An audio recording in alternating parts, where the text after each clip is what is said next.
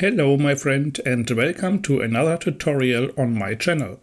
This time we'll paint the first big monster from the Joan of Arc Time of Legends board game. It's the Tarasque, a man-eating dragon-like creature from Provence in southern France that was tamed by Saint Martha but nevertheless killed by the upset people. Sad story. In the Joan of Arc game, the Tarasque is represented by this chunk of plastic on a quite large base, to which it's fixed with 3 of its 6 feet. Since it would be nearly impossible to properly paint the monster's belly and to decorate the base, I'm going to remove the figure from the base and put it back on later. I'm cutting the Tarasque off from its base carefully with my hobby knife, but that's a quite dangerous step. So if you also want to do it, please use caution and care. I'll fade out the video here so that you don't have to see my fiddling with the knife and all the blood. Just kidding. Now, since the figure and the base are 2 separate pieces, I can fix them onto different handles using blue tack. I put the base onto a little jar and the Tarasque onto some handle with a smaller diameter.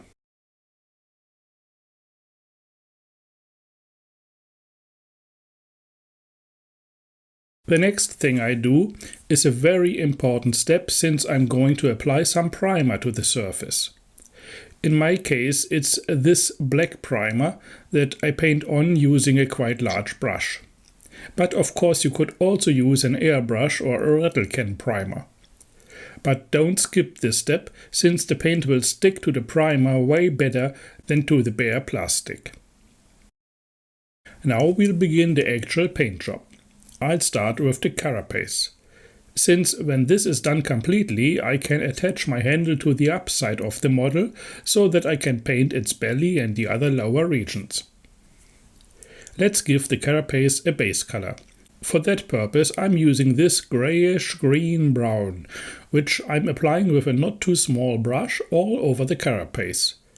I repeat this step after the first coat is dry, so that I'll achieve an even look without patches.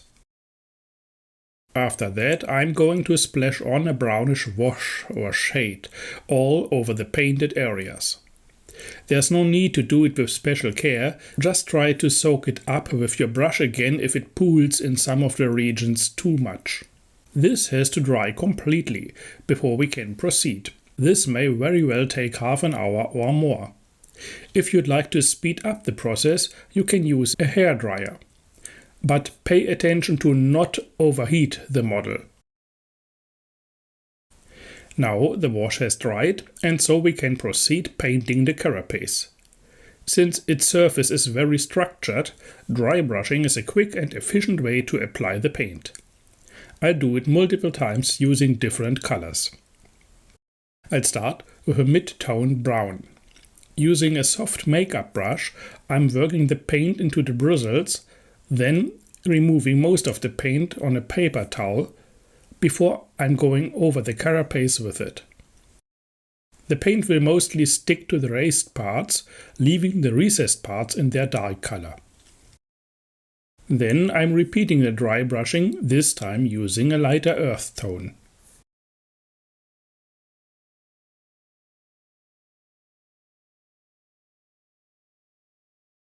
After that, I'll do it again, using a very light sand tone color. The contrast may seem quite stark here, but this will change soon, because I'm again going to wash the carapace. This time I'm going to use 3 different washes. The brownish one already used before, but also a black wash and a green one. I'm also creating mixes of those 3 washes, and then I apply them to the carapace.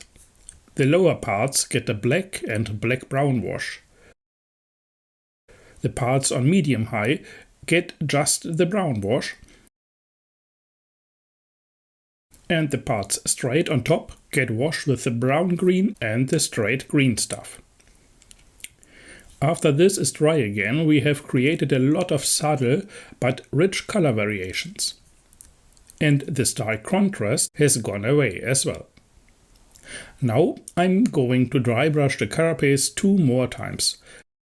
But I'll do it much more carefully now, hence letting the paint just stick to the sharp edges of the scales. The first color I'm using is a light tan. The second is a bright ivory. But as said, this is intended to only stick to the sharp edges, so take care that your brush barely carries any paint at all and flick over the surface ever so slightly. After that, the carapace is done. I'm going to seal it up using some matte varnish. When this is dry completely, I can remove my handle from the belly and stick it to the carapace instead, so that I can comfortably reach all remaining areas with my brushes. Time to give the skin of the monster its base color. For that purpose I'm using a dark yellowish green. As I did with the carapace's base color, I'm giving the skin 2 thin coats to achieve an even result. This broad part of the Tarasque's tail with those spikes on it seems to be something special, so I'll also paint it slightly different than the rest. I'm using the green and also the base color of the carapace here.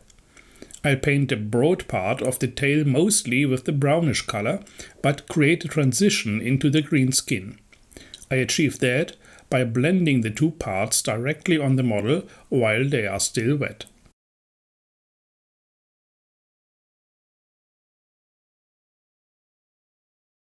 Using the brownish base color of the carapace, I off-camera also painted all the claws on the feet and the spikes on the tail and the head. Now I'll focus onto the underside of the model. I want it to be slightly lighter than the upside, so I'm mixing some very light green into the skin's base color. With this lighter green I'm painting the scales on the lower part of the tail and the raised parts of the folds of the belly. Here you can see that I, off camera, painted the mouth area. For the tongue and the inside of the mouth I used a dark red color. The teeth were painted with the ivory color. Now, since all the base colors are done, I'm going to apply a wash using the brownish shade all over the model, except for the carapace, of course.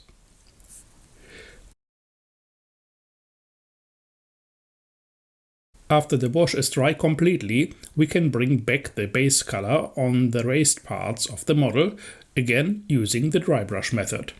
So I start with the original base color. And then I'm mixing in more and more of a flesh color. And again dry brushing the skin. But I try to reduce the area I treat with each step, so that the most upwards facing regions get gradually lighter, while towards the underside the colors are gradually darker. Here's the final result. And here you can see my mixing palette. I not only use the green base color and the flesh paint, but also a bright spring green and the ivory to mix gradually lighter colors that I apply to the skin using the dry brush method. Now I'm going to use the brownish wash a last time, alongside with this green glaze. With the dark wash I'm enhancing the shadows in the most recessed areas, like here directly beneath the carapace, while the upwards facing parts of the skin get shifted slightly more into the green using the green glaze.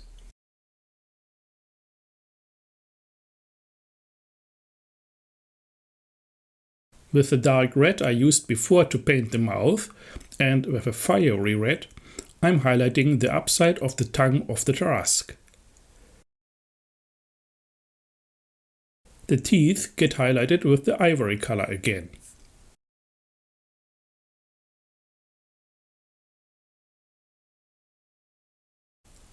Using a mid-tone brown, I'm applying a first highlight to all the claws and spikes. Since their most pointy parts get a second highlight using a mixture out of the mid-tone brown and the ivory.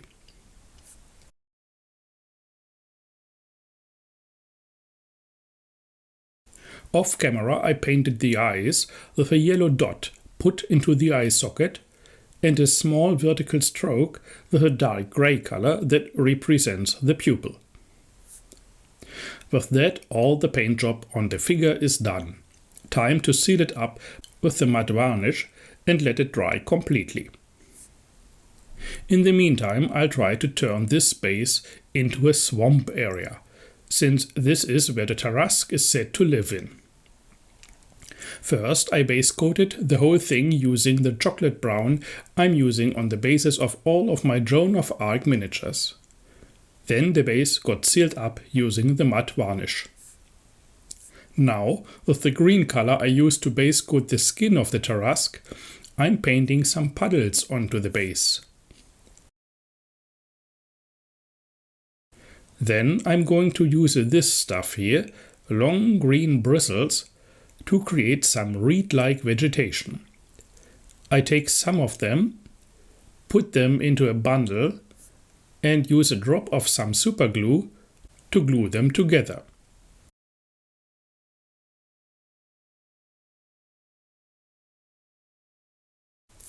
While the glue is drying completely, which indeed will take some minutes, I'm applying some ground vegetation to the base using Mod Podge. But of course any other PVA glue will work as well. The stuff I use to represent small plants is a fine turf that I am just sprinkling onto the glue and shaking off the excess. Meanwhile, the super glue is dry, so that I can cut the long bristles in the region of the glue in half.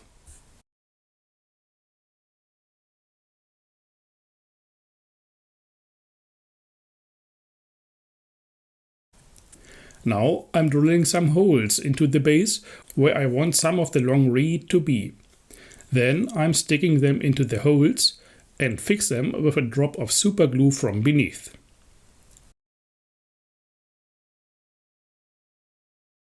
Using some different grass tufts, I imitate different vegetation on the base.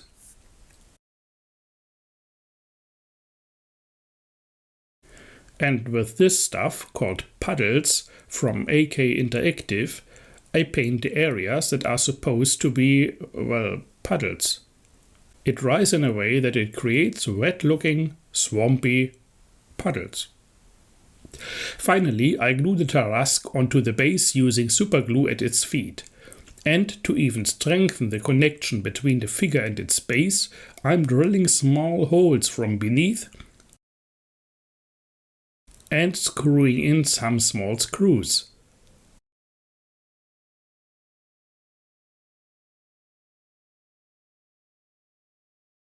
Now, this won't go anywhere. With that, the Tarasque is done.